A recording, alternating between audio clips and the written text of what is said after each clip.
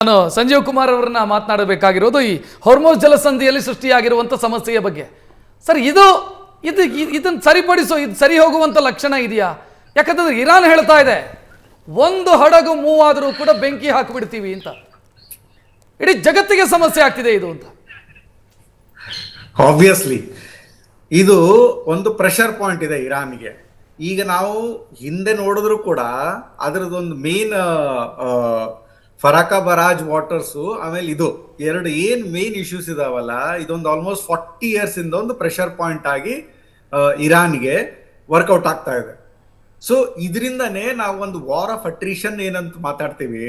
ಈಗ ಎಲ್ಲವೂ ಸರಿ, ಏರ್ ಸ್ಟ್ರೈಕ್ ಬಂದಾಗ ಏರ್ ಸುಪೀರಿಯಾರಿಟಿ ಇಲ್ಲ ಇರಾನ್ ಜೊತೆಗೆ, ಬಟ್ ಅದೇ ರೀತಿಯಾಗಿ ಕಾಂಟ್ರಡಿಕ್ಟರಿಯಾಗಿ ನೋಡಿದ್ರೆ ಬರೀ ಏರ್ ಸ್ಟ್ರೈಕ್ ಮಾಡಿ ನಾವು ಅಮೇರಿಕಾ ಈ ರೆಜಿಮ್ ಚೇಂಜ್ ತರ್ತಾರೆ ಅನ್ನೋದನ್ನ ಅನಿಸ್ಕೊಳ್ಳೋದು ತಪ್ಪಾಗತ್ತೆ.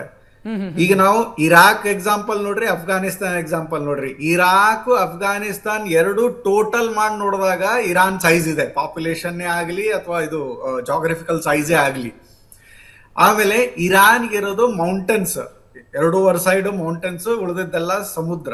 ಸೊ ಸ್ಟ್ರಾಟಜಿಕ್ ಡೆಪ್ತ್ ಏನಿದೆಯಲ್ಲ ಚೆನ್ನಾಗಿದೆ ಇರಾನ್ಗೆ. So boots on the ground ಹಾಕ ತನಕ, ಈಗ ನೋಡ್ರಿ, ಬೂಟ್ಸ್ ಆನ್ ದ ಗ್ರೌಂಡ್ ಹೋಗಿಯೂ ಕೂಡ ಅಮೆರಿಕ ತಾಲಿಬಾನ್ ಅನ್ನ ಪ್ರಿವೆಂಟ್ ಮಾಡಕ್ ಆಗ್ಲಿಲ್ಲ. ಕರೆಕ್ಟ್. ಈಗ ಸೆಂಟಿಮೆಂಟ್ಸ್ ಹೈ ಇದೆ.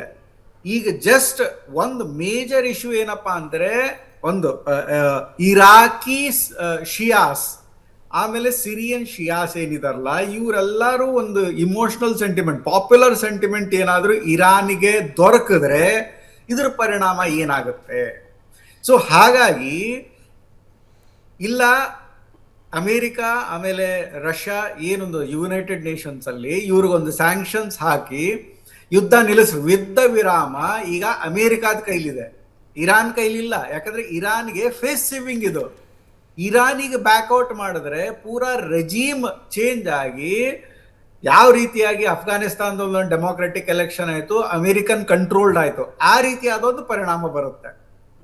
ಸೊ ಟ್ರೇಡ್ ಇಂಟ್ರೆಸ್ಟ್ ಏನಿದೆಯಲ್ಲ, ಅಮೆರಿಕಾಗೆ ಅಷ್ಟಲ್ಲ, ಚೈನಾಗೆ ಅಷ್ಟಲ್ಲ, ರಷ್ಯಾಗೆ ಅಷ್ಟಲ್ಲ, ಪೂರಾ ಜಗತ್ತಿಗೆನೆ, ಸಂಪೂರ್ಣ ಜಗತ್ತಿಗೆನೆ ಈ ಒಂದು ಟ್ರೇಡ್ ಇಂಟ್ರೆಸ್ಟ್. ಸರ್, ನಾನೊಂದು ಸಾಧ್ಯತೆಯ ಬಗ್ಗೆ ನಿಮ್ಮನ್ನು ಕೇಳಬೇಕಾಗಿರೋದಿದೆ. ಈಗ ಒಂದು ವೇಳೆ ಯುದ್ಧ ವಿರಾಮ ಆಯಿತು ಅಂತ ಅಂದುಕೊಳ್ಳೋಣ, ಮಾತುಕತೆಯ ಮುಖಾಂತರ ಯುದ್ಧ ವಿರಾಮ ಆಗಬಹುದು, ಆದರೆ ಅನ್ರೆಸ್ಟ್ ಸರಿ ಹೋಗೋದಕ್ಕೆ ಸಾಧ್ಯ ಇಲ್ಲ. ಇರಾನ್ನ ಪ್ರಾಕ್ಸಿ ಗ್ರೂಪ್ಗಳಿದಾವೆ, ಅಥವಾ ಬೇರೆ ಬೇರೆ ರೀತಿಯಲ್ಲಿ ಇರಾನು ಅಥವಾ ಶಿಯಾ ಮುಸ್ಲಿಮ್ಸು ಟಾರ್ಗೆಟ್ ಮಾಡಬಹುದು. ನಿನ್ನೆ ನೀವು ಗಮನಿಸಿದ್ರಿ, ಮಿಡಲ್ ಈಸ್ಟ್ ಇಂದ ಅಮೆರಿಕನ್ಸು ಎಲ್ಲರೂ ಕೂಡ ವಾಪಸ್ ಬನ್ನಿ ಅಂತ ಅಮೆರಿಕ ಹೇಳ್ಕೊಳ್ಳುತ್ತೆ. ಈ ಅನ್ರೆಸ್ಟ್ ಸಿಚುವೇಶನ್ ಇದೆಯಲ್ಲ ಸರ್ ಮಿಡಲ್ ಈಸ್ಟ್ ಇದ್ದು, ಇದು ಎಷ್ಟರ ಮಟ್ಟಿಗೆ ಪರಿಣಾಮ ಬೀರಬಹುದು ಅಂತ ಜಾಗತಿಕ? ಆಬ್ವಿಯಸ್ಲಿ ಕಾರಣ ಯಾಕಪ್ಪ ಅಂತಂದ್ರೆ, ಇದು ಬರೀ ಒಂದು ಜಾಗ್ರಫಿಕಲ್ ಜಿಯೋಪೊಲಿಟಿಕಲ್ ಯುದ್ಧ ಅಲ್ಲ. ಇದು ಇಲ್ಲಿ ಒಂದು ರಿಲಿಜಿಯಸ್ ಸೆಂಟಿಮೆಂಟು ಇದೆ, ಕಲ್ಚರಲ್ ಸಿವಿಲೈಸೇಷನಲ್ ಸೆಂಟಿಮೆಂಟು ಇದೆ. ಈಗ ನಾವು ಬರೀ ಇರಾನ್ ಇರಾಕ್ ಯುದ್ಧ ನೋಡಿ, ಅದನ್ನೊಂದು ಎಕ್ಸಾಂಪಲ್ ನೋಡಿ, ಅಥವಾ ಏನು ಅಮೇರಿಕನ್ ಎಂಬೆಸಿ ಮೇಲೆ 80s ನಲ್ಲಿ ಅಟ್ಯಾಕ್ ಆಯ್ತು, ಅದಾದ್ಮೇಲೆ ಇರಾನ್ ಇಷ್ಟು ಮೇಜರ್ ರೀತಿಯಾಗಿ ಯಾಕೆ ಚಾಲೆಂಜ್ ಮಾಡ್ತು ಅಮೇರಿಕಾಗ ಅನ್ನೋ ಒಂದು ಸಣ್ಣ ಇತಿಹಾಸ ನಾವು ನೋಡಿದ್ರೆ ನಮಗೆ ಇದರ ಆನ್ಸರ್ ಸಿಕ್ಬಿಡುತ್ತೆ.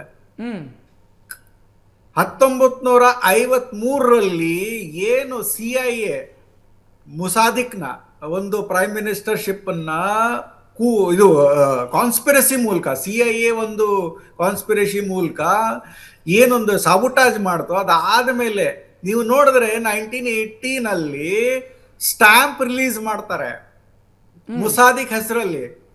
ಆ ಸೆಂಟಿಮೆಂಟ್ ಅರ್ಥ ಏನಪ್ಪ? 27 ವರ್ಷ 28 ವರ್ಷ ಆದ್ಮೇಲೆ ಆ ಸ್ಟಾಂಪ್ ಯಾಕೆ ರಿಲೀಸ್ ಆಯ್ತು? ಅದು ಒಂದು ಆಂಟಿ ಅಮೇರಿಕನ್ ಸೆಂಟಿಮೆಂಟಿಗೆ ರಿಲೀಸ್ ಆಯ್ತು. ಯಾಕೆ ಮಾಡಿದ್ರು? ಇರಾನಿಯನ್ ಆಯಿಲ್ ಅನ್ನ ನ್ಯಾಷನಲೈಸ್ ಮಾಡಿದ್ದಕ್ಕೆ ಆಂಗ್ಲೋ ಅಮೇರಿಕನ್ಸ್ ಏನು ಸ್ಯಾಂಕ್ಷನ್ ಹಾಕಿದ್ರು, ಈ ರೀತಿಯಾಗಿ ಒಂದು ಅವ್ರ ಕಂಟ್ರಿನ ಸಬುಟಾಜ್ ಮಾಡಿದ್ರು.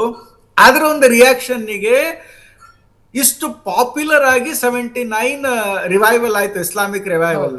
ಅದು ಆಲ್ಮೋಸ್ಟ್ 40+ years 45 years ನಾವು ಇತಿಹಾಸ ನೋಡಿದಾಗ ಸುಪ್ರೀಂ ಲೀಡರ್ ಪೂರಾ ಕಂಟ್ರೋಲ್ ಮಾಡ್ಕೊಂಡಿದ್ರು. ಅವ್ರು ಹೇಳ್ದ ಹಾಗೇನೆ ಎಲ್ಲ ಆಕ್ಷನ್ಸ್ ನಡೀತಿತ್ತು. ಆದ್ರೆ ಸುಪ್ರೀಂ ಲೀಡರ್ನ ಕಳ್ಕೊಂಡ ಮೇಲೆ ಕೂಡ ಯುದ್ಧ ಸಸ್ಟೈನ್ ಆಗಿದೆ ಅಂದ್ರೆ ಇದು ಒಂದು ಬಾರ್ಗೇನ್ ಪಾಯಿಂಟಿಗೆ ಅಮೆರಿಕ ಬರೋ ತನಕ ಆಗ್ಬೋದು, ಡಿಸ್ಟ್ರಾಯ್ ಮಾಡೋದು ಏರ್ ಸ್ಟ್ರೈಕ್ ನಲ್ಲಿ. ಆದ್ರೆ ಗ್ರೌಂಡ್ ಅಲ್ಲಿ ಅಮೆರಿಕಾಗೆ ಸಪೋರ್ಟ್ ಸಿಗೋದು ಕಷ್ಟ ಆಗುತ್ತೆ. Yes, we should learn from Taliban's example.